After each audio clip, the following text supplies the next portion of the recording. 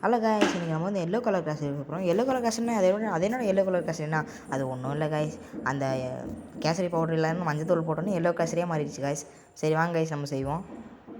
First ஒரு hot water ஒன்று வச்சுட்டு அதுக்கப்புறமேட்டு நீங்கள் ரவையை போட்டு அது மேலே மிக்ஸ் பண்ணிக்கோங்க.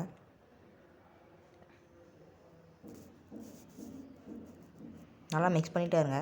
அதில் தேவையில்லாத பார்ட்ஸ்லாம் தூக்கி போட்டுருங்க. அதுக்கப்புறம் நல்லா மிக்ஸ் பண்ணி முடிச்சோட்டி அந்த ஹாட் வாட்டர் எடுத்து கீழே வச்சுட்டு, ஏன்னா அது ஹாட் வாட்டர் ஆனோடனே நீங்கள் எடுத்து கீழே வச்சுருங்க.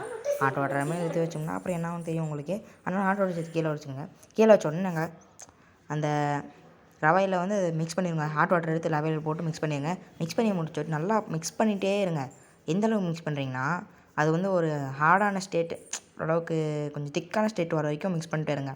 அதாவது இந்த மாதிரி நல்லா இந்த மாதிரி மிக்ஸ் பண்ணிகிட்டே இருக்கும்போது உங்களுக்கே தெரியும். அது பார்க்கும்போது இந்த மாதிரி இது ஒரு ஸ்டேட் மாறுது அப்படின்னு உங்களுக்கே தெரியும். அதுக்கப்புறமேட்டு சுகர் வந்து நீங்கள் 2½ ஸ்பூன் போடுங்க. 2 ஸ்பூன் போடுங்க. உங்களுக்கு ஏற்ற மாதிரி தான் நீங்கள் சுகர் போட்டுக்கலாம்.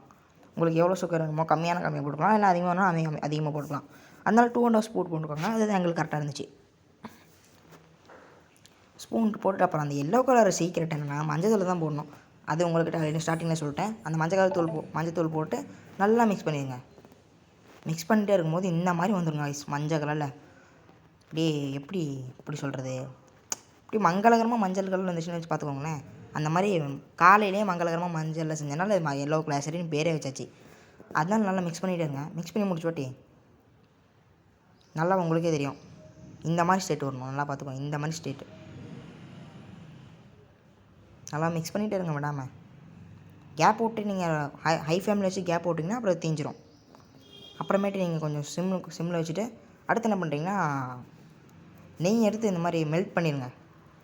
உங்களுக்கு எந்த மாதிரி மெல்ட் பண்ண தோணும் நம்ம மெல்ட் பண்ணிக்கோங்க. நான் இந்த மாதிரி தான் மெல்ட் பண்ணியிருக்கேன். நீங்களும் நல்லா மெல்ட் பண்ணிடுங்க. அப்புறமேட்டு நம்ம அந்த கேசரியில் கொஞ்சம் நெய் போட்டுருங்க. இவ்வளோ நெய் போடுறது சில பேர் பிடிக்காது, எனக்கே பிடிக்காது. இருந்தாலும் போட்டு தான் ஆகணும். அதனால் நெய் போட்டுருங்க. அப்புறம் இந்த மாதிரி நெய் வந்து நல்லா மெல்ட் ஆன வாட்டி அதில் கொஞ்சம் ட்ரை ஃப்ரூட்ஸு, அதாவது ஏலக்காய், முந்திரி அதெல்லாம் போட்டுருங்க. பாதாமும் போட்டுருங்க.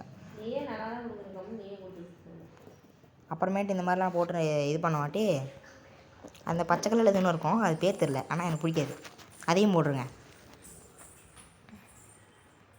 ஆனால் இந்த டிஷ்ஷு செஞ்சது நான் இல்லை, எங்கள் அம்மா தான் செஞ்சாங்க. ஆனால் நான் தான் இது வயசு கொடுக்க போகிறேன். ஏன்னா இது எனக்கு பிடிச்சது ரொம்ப. என்னோடய ஃபேவரட் உங்களோட ஃபேவரட்னா கமெண்ட்ஸில் சொல்லுங்கள். அப்புறமேட்டு நல்லா மிக்ஸ் பண்ணிகிட்டே இருங்க. மிக்ஸ் பண்ணி முடிச்சோட்டி அந்த இந்த ட்ரை ஃப்ரூட்ஸ் போட்டு அந்த நெய்யெல்லாம் இருக்கும்ல அதை போட்டு மிக்ஸ் பண்ணாட்டி ரொம்ப ஹார்டாக இருந்துச்சுன்னா கூட நீங்கள் பயப்பட தேவையில்ல. இந்த மாதிரி ரொம்ப ஹார்டாக இருந்துச்சுன்னா நீங்கள் இப்போ பயப்பட தேவையில்ல. இந்த மாதிரி நல்லா மிக்ஸ் பண்ணிகிட்டே இருந்தீங்கன்னா அது கொஞ்சம் தண்ணி மாதிரி வந்துடும்.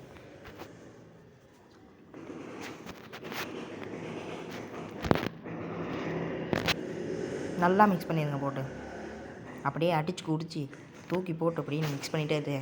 அதுக்கப்புறமே ஒரு கப்பில் அப்படியே அழகாக எடுத்து போட்டால் நம்மள